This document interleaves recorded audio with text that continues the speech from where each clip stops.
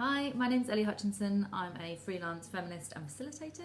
I do lots of work around gender-based violence, and at the moment, a lot of my work is focused on self-care and staff care for gender-based violence workers. And so I do lots of group work with teams, but also one-to-one practice as well. And I guess where I'm kind of coming from, I'm not coming from a kind of clinical specialist position, but more kind of community wellness. Self-care, support, feminist approach to how we take care of ourselves whilst we're working in solidarity with our communities and with survivors. So one of the first things that I like to do when I'm running sessions with people is really just to arrive, because quite often we're busy, we've got something that we've just done, or we're heading into something that we're going to be doing. So it's really important just to arrive. We've already carved out this time to watch this video, which is fantastic. And so how I like to do that is really just to have a stretch, whatever feels comfortable in your body right now. My shoulders are quite clicky already. And then once we've kind of had a little stretch, up, down, whatever feels good, is really just to kind of sit up straight and tall, and we're going to start with some breathing exercises. So we're going to be taking a deep breath in, so to the count of 5, and try and pause, and then a big deep breath out. And if you're doing this on your own, you can just do it as big as loud as you want. When I'm doing this in like Zoom calls, I always get people to turn off their videos and their mics. So I'm just going to lead us through that to start with. So if we take a big deep breath in, 4, 5, pause, and out, 3, 4, 5, and then in. And pause and out, and again,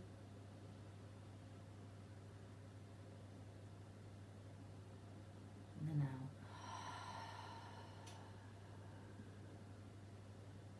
Okay, so we can have a little stretch now as well and see how we're feeling. I know I feel much more settled already.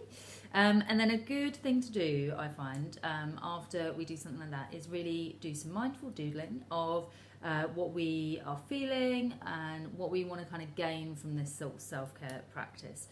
So the way that I would do that is write a word or a drawing or something in the middle of your page. So always come with a piece of paper and a pen. And I'm going to put calm in the middle of my piece of paper, and then just spend some time just doodling, colouring, whatever feels good, whatever you're needing right now. You can have coloured pencils with you. And this is a really nice way just to start your day. It doesn't take long, just some deep breaths and some doodling. Whatever comes up for you, just go with that. And I find this is also really helpful if you're doing it in teams, just to really sort of build connections with you all as well, because obviously a big part of self-care for feminism and for gender-based violence workers is the communities that we're part of, and that we can offer each other support and solidarity with the work that we're doing. So it's a nice exercise to start, especially if you're working in busy teams or if you're on your own, just to feel really connected with what you need right now from your day. So although I've written calm, mine is quite busy. Okay, so once you've done that, it might look something like this, or not. It might look something completely different, because we are, of course, all different. And I think that's what's really important when we think about self-care practice, is that it's take what you need, leave what you don't. And so for you, some things might work better, for other people it might be something else. This I find is really useful just to start us off, what we're looking for, what we're needing, what we're seeking right now. And coupled with the breathing as well, it kind of just calms us and settles us into where we are and what we need. And so the next thing that I think is really valuable to do, again from thinking about us as feminists and gender-based violence workers, is thinking about women who've inspired us.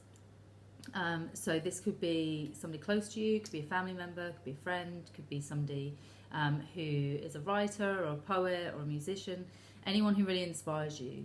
And just take a moment just to think about what that person means to you, what values you've gained from them, and how you can live those values as well in your life. So quite often when I'm running this with people always tend to turn to their mothers or their grandmothers or sisters, and really connect with that as well. Like what values did you gain from those women in your life and those important women, and how do we honour those in our everyday practice? And the reason I think it's really important to be taking time to reflect on our values is that it connects us to something bigger and it keeps us on track. So if we find that what we're doing is being very, very busy, and we're maybe letting our boundaries slip, or we're maybe not adhering to our values, then it starts to feel uncomfortable and it can make us feel very anxious and uneasy and unsettled. So it's how do we bring ourselves back to what is really important to us? And I think that's really, for me, one of the key parts of self-care is how do we come back to ourselves and how do we connect with that when everything's swirling around us and everything is really unsettled or uncertain, or we're living in crisis environments, or maybe we're bored, or whatever's going on for us. Like, how do we come back to ourselves and how do we meet ourselves with compassion and love? And I think connecting with women who've been important to us is really, really useful and valuable and very quick way to do that. And sometimes I think if those people are still around, then it's a nice thing to do to write them a letter.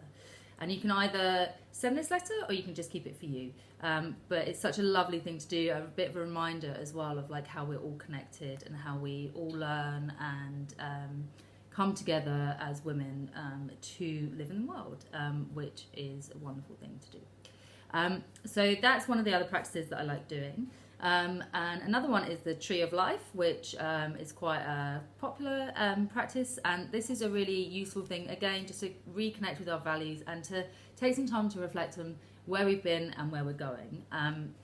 So for your Tree of Life, this is basically, we're going to, again, so all the things that I quite like doing are all sort of pen and paper based, so you don't need too many resources, you don't need much space. I'm just doing it in a flat here. And so here's one I made earlier. So the Tree of Life, at your roots, you've got kind of the things that have led you to where you are. So these are the things that have influenced you. So these are things about your family, your culture, your community, the things that are kind of really meaningful for you. So I've got here my roots, my grandparents, my parents, my family, the sea, sort of the class aspect as well, like how my sort of class culture and my understanding of myself has come from those real deep roots within me. And then your trunk are the values, so the things that you are really important to you. So these might be also based on the values that you've gained from women that you admire. And for me, my values here are love, relationships, equality, and creativity. So they're the core, the root of me. Not the root, the trunk, the core elements of what I find really valuable and things that drive me in my life. And then your branches are the things that you have learned. So think about, just take a moment to reflect on what you've learned over the years. Like, where have you been? Like, what have you learned? What's become important to you? Even some of the tougher things, like what did you learn through those? And then your leaves are the things that you'd like to learn still. So I ran out of space in mine, so I've got my little leaves here. I'm just going to go around the bottom of that bit. So it's all things that you've still yet to explore about yourself that you really are enjoying, or they're emerging, you're beginning to really appreciate. So just spend some time on that, just scribbling down. It doesn't have to be very neat. And the thing is with all this stuff as well, even if you're not the most creative person and you think I'm rubbish at drawing or it's just going to look not great, it doesn't matter. Like, it's just for you. No one else needs to see this. And it's just for you to keep. And it's really important as well. So even if you're not into journaling and writing lots of stuff, having something that you can just scribble in your regular notebook is really, really important. Just to take that moment to reconnect with yourself, and again, like, greet yourself with compassion, and also give yourself a bit of a pat on the back of like, look where I've come from, look what I've learned, look what I still have to learn, and that hopefulness and that forward movement as well. I think it's really, really important. And again, this is something that's quite nice to do in teams, because then you can, if you feel comfortable, obviously, you can share with where you've come from, what you've learned, and you can really connect with each other on a deeper level than just colleagues. You're people and you're human beings, and we all have a lot of shared humanity in our journey to sort of community wellness and self-care. So that's one of the exercises that I think is really useful. Again, just to return to yourself, and is really helpful for where we're at right now. And then a final exercise I'm going to share with you is doing a self-portrait. And again, you don't have to be great at drawing. You don't have to be a fantastic artist. It's really just to draw a little scribble of yourself, whatever feels good. And once you've kind of done your face, mine's very, very basic face here. Which looks quite scary actually. And once you've done that, just take a time to think about how you're feeling right now. So what's going on? Like what sort of thoughts and feelings have you got after taking this time, just a bit of self-care? And does it tie in with that sort of early intention that we set when we were doing our doodles? So see how we're doing. Because I think sometimes with self-care, what we uncover when we're doing self-care is maybe we're not feeling as great as we thought we were, or we're feeling better than we thought we were. And it's just really, again, connecting with ourselves. Where are we at right now and what do we need? Rather than kind of pushing everything aside and powering through, which I think is really common in gender-based violence workers.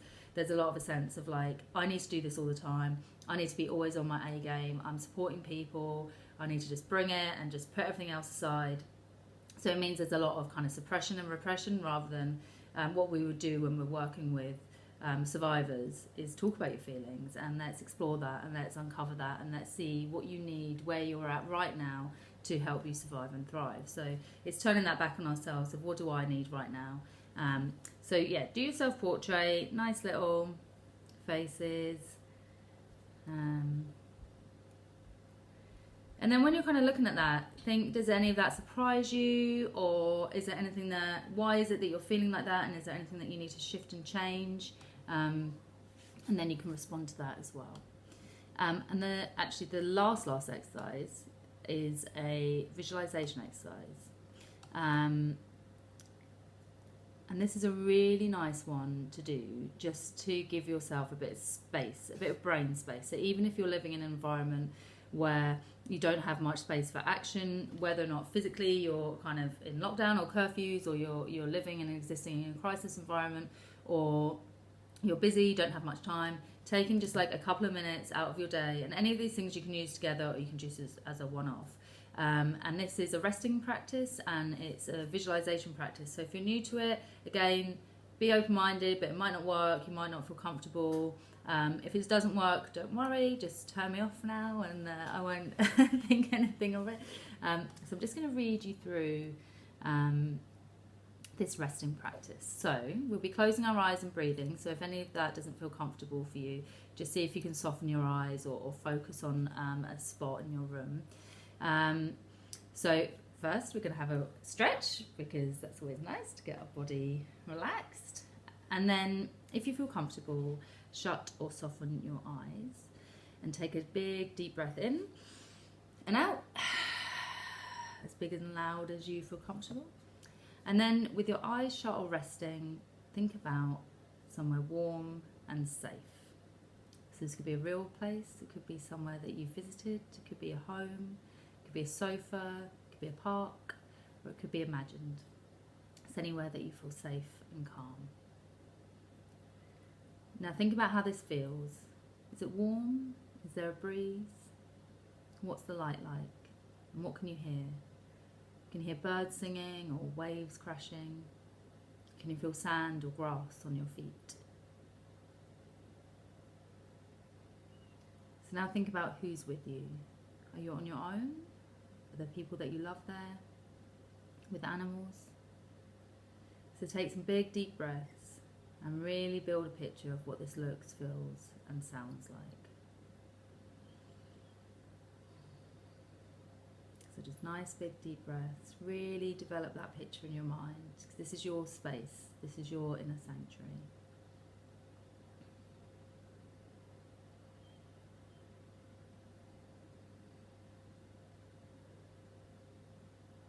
Okay, so if you start now just to open your eyes, have another stretch, and this is another, you can finish there, or there's another potential as well to sort of draw that or note that and rip it up and put it in your pocket so it's always with you.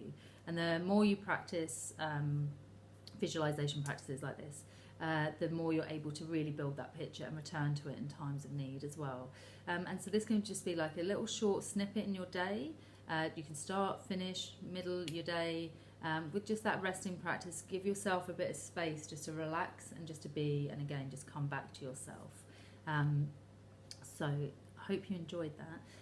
They're just a few of the exercises that I like to run with folk, and I think it's really important to, when you're thinking about your self-care as gender-based violence workers, and you're thinking about your self-care as feminists moving through different forms of oppression and minoritisation, how do we take care of ourselves so that we can navigate and move through the world, and also support each other to do that, and move through the world in solidarity with each other. So thank you, and yeah, enjoy.